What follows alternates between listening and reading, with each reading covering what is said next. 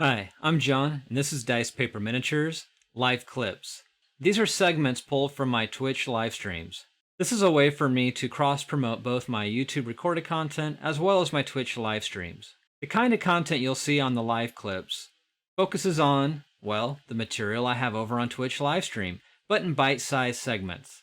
Everything from miniature painting to hobby reviews and discussions, unboxings, and various industry news. It would be awesome if you could click that subscribe and notification bell for future content updates, as well as share this content. All of this helps with the YouTube algorithm. In addition to helping the YouTube channel here, it also helps bring awareness to the Twitch livestream, which is typically at least once a week, if not multiple times a week. The schedule is a work in progress, so it definitely helps to follow me on Twitch so you don't miss any of those live streams there. But if you do, that's what the live clips are for here on YouTube.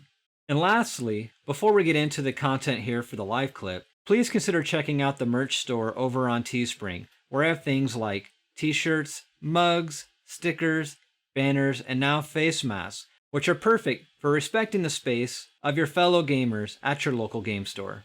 Furthermore, some of these live clips I do reserve for my Patreon page, which if you haven't checked that out, I definitely encourage you to check out the Patreon, as that is just another way to help support the channel, which helps creating the content that you see here. Thank you so much. Now here is today's live clip.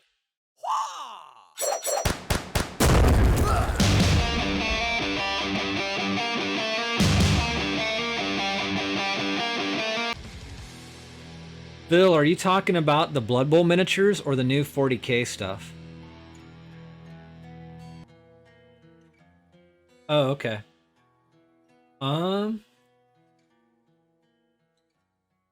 Yeah, okay. Give me a second. I'll get them all.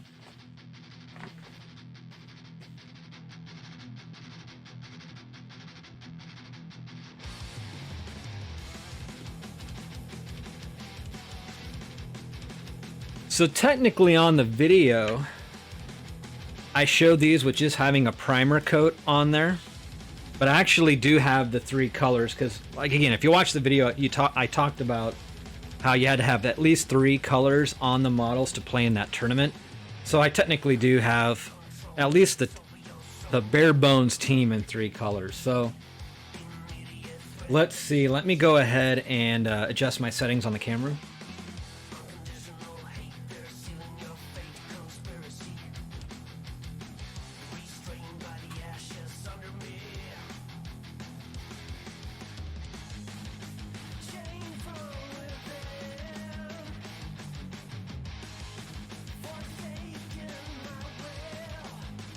So yeah, in the distance they'll be out of focus, but these will be somewhat in focus here. So something else I mentioned too on the recorded video is that I prefer using this. Let's see, is that in focus? Yeah. In fact, let me push these out of the way so they're not distracting in the background. I think that's in focus. That's better. Okay.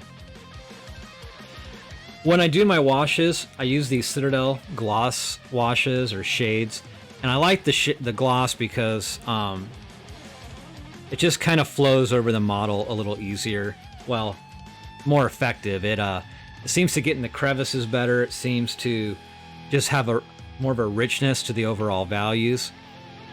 But the drawback to using the glossy ones is while you're actually using them, they're so glossy, sometimes it's hard to make out the gloss highlight versus the highlight that you actually paint on the model.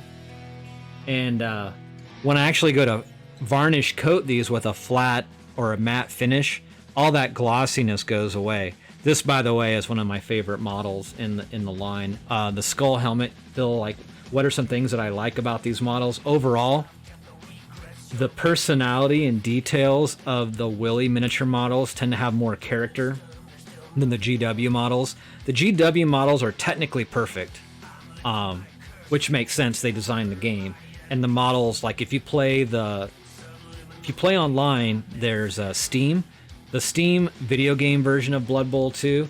The models, for the most part, from that video game online version is pretty comparable to what you get in the miniature range. That's not always true because the Nergal Team, for example, I think is gorgeous on the video game, and I think the GW version is derpy as can be. I hate that. But it's a very polarizing team because a lot of guys here in town that bought the GW Nergal Team, they love the personality of that or character of that GW version.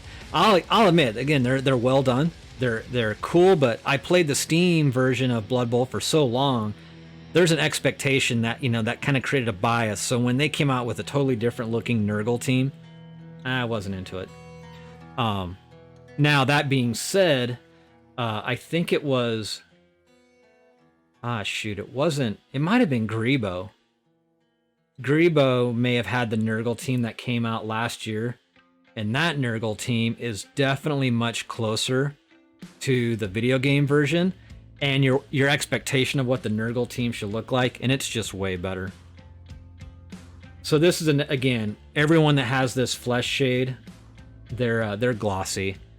But yeah, so I like these because they have more character, and the details are comparable to the GW. The scale is somewhat comparable.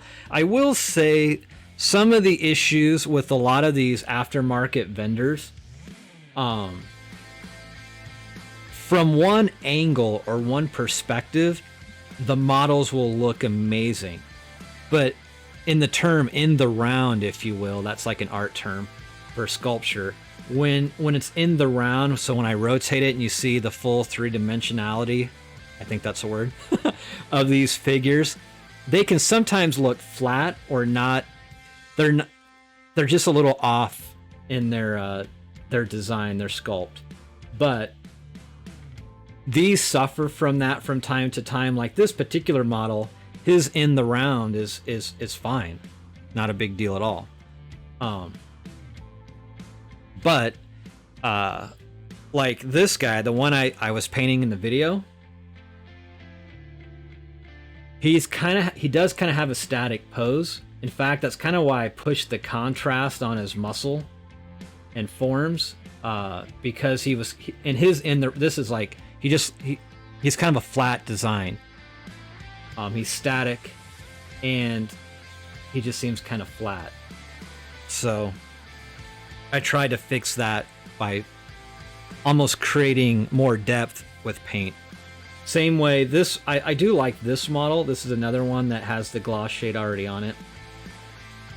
But he's like in one angle, it looks really good. But in other angles, it looks kind of flat. But again, I've painted these to try to exaggerate what dimensionality is available to kind of make it feel like it has some depth. But you can see, like I talked about in the video, how some of the paint on the flat paint, like the Mephiston red, is kind of worn off. Because I used these right after the tournament into a league, and just by not having them varnished, just naturally, just your fingers kind of wear off some of that base coat. It didn't happen so much on the actual stuff that's been covered with the flesh shade gloss. That's practically a varnish coat, so yeah, that didn't wear off at all. So the thing about being a Chaos team, this Chaos Pact team, is a mixed race team. So you get mostly humans, which are Chaos Marauders, and then you get like one of every other race. So you get like a Skaven lineman, which, if you're not familiar with the lore, Skaven are like rat humans.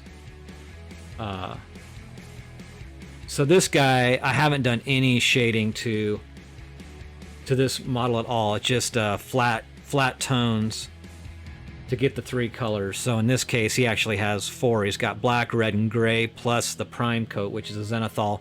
Zenithal, I did not explain what that term meant in the video.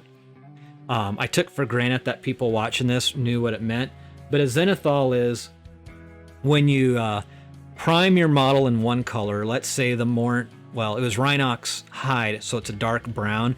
So you base it in one color, and then you basically spray from above. So if I had, like, let's say the direction the paint was this way, it would come in to the top of the model, and just kind of like light would hit the top of the model. So underneath the model, it would still be kind of that darker brown, and where the paint hit, of course, would lighten it up. So it creates kind of a natural highlight that simulates how light would hit the model from up above. So it's kind of a quick way. It's a way of sketching values or shades into the miniature by simply just having like 2 coats of paint. Some guys will use translucent paint to maintain that effect of the shading from the Zenithal. Some will just, like I said, use it as a guide, and as they paint, they kind of obliterate out that overspray. But that's okay, because they've painted in the shades and the highlights, or shadows and highlights. So that was a Skaven, then a Goblin, and now this is an Orc from this line. And again, the Orcs, this is a little bit of a problem. Have you done cell shading on your miniatures? Hey, Heat Guy. Thanks for following. The issue with... Let me back up. Cell shading, I haven't yet. And I thought about doing that, Joe. I just haven't done it yet. Okay. So the issue with the Orcs, which coincidentally, Willy's, it's either done or it either ended today or maybe ended yesterday. Maybe it was last week. Might have been Friday. They just had a Kickstarter for an entire Orc Blood Bowl team. Coincidentally, Greebow Games also had an Orc Blood Bowl team. Really kind of bad timing, in my opinion, because I want to get a lot of the stretch goals / add-ons for both of the Kickstarters. But if you do that with Willy's, you're probably looking at, instead of spending like $100, you're going to be close to like $250 or $300. And same way with the Greebow. So that's like anywhere between $500 to $600 this month on miniatures. And yeah, I'm not sure how I feel about that. But going back to this model, the Orc model, the issue I have with the Willys, while, you know, there's an argument out there that says, well, they just kind of look like muscle humans and they just kind of have small heads. And oddly enough, or coincidentally enough, when you look at their ogres, it almost feels like these are the same models as these. It's just they're scaled up. And then the head all of a sudden feels like it's proportioned to what a human head size would be, slightly bigger. Whereas the Orc, the head size is slightly smaller. It looked like the new Orc team that they did, they may have gone back and fixed that. Like they may have scaled the head up a little bit. And that's not quite of an issue on the Orc team. But a lot of people think, well, I don't want just muscly humans for my Orcs. I want them to have more personality, which is where the Greebow comes in. Like I would argue the Greebow ones, they have more personality. There's more of a character to them, right? They're really on the edge of being almost cartoony. And that's where, for me, it's kind of like why I never really played WoW, the MMO WoW, because I always felt those sculpts, the character models were borderline too cartoony. Some people really like that. I'm on the fence about that. I wasn't on the fence about it with WoW, I just never played WoW. However, Greebow just like pushes right up to that line, and only on a few models cross over. So for me, I'm like, well, I'm gonna get the Greebow as well. Mostly because one of the other items you can get is a giant, which I don't think there's even rules for that in Blood Bowl. But the giant model, if you go to Kickstarter, I think it's called Vicious Orcs for Greebow, and it's just like Orcs for Willys. But you can kind of compare and contrast those. Kind of have your own opinion. I like them both, so I got them both. Even though I'm gonna have a difficult time kind of cherry picking out what extra add-ons I want to get. This is the Dark Elf. So I talked about how with the Chaos Pact you get like one of every race. The Skaven was a lineman, the Goblin was a lineman, the Orc was a lineman, and so's this Dark Elf. But just because they're linemen, because they're different races, each of the races in Blood Bowl tend to have a slightly different attribute that's different than a human. Humans are kind of like the baseline. So in any event, that's why there's some value to having some of those other races. Like the Orc has a higher armor type, less movement, higher armor, so that's a good thing. The Goblin has dodge built in, and I think stunty as well, which means he can like, I want to say it has something to do, I can't remember now all of a sudden. There's a rule for stunty.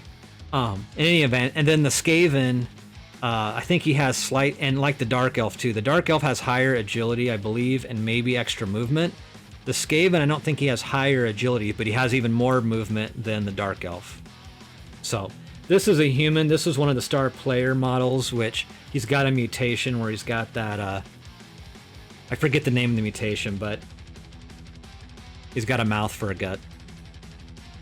This is also, again, one of the cooler models. I can't remember if this was an auto-include stretch goal now, or if you had to buy it as an add-on. And then if you go back to the video I just released, there's a GW version of this guy back in the day. He, this tentacle arm guy was a star player, mutant from the Chaos, it was either Renegades or All-Star team from like Blood Bowl 1st edition. I had painted that version years ago, like in 90, 91, but then Willy's also made their version of it. And frankly, the Willy's version of this model, it's way cooler. This is one where I think they did it right. Like his end the round, if you will, it looks fleshed out really well. And then I already showed this, but this is their version of an ogre. And one sec, I'm going to read the chat here. That's cool. Yeah, I was really into zombie-side stuff. That, in fact, I think the very first Kickstarter I ever supported was a CMON. I think it was the Season 2 zombie-side. And when Season 2 came out, you could also get as like a add-on Season 1. So I got Season 1, Season 2. I bought a bunch of stretch goals. I think I got Season 3. I got the Green Horde, I believe, and the Black Plague. But long story short, my original gaming group that got into Zombicide just kind of stopped playing it.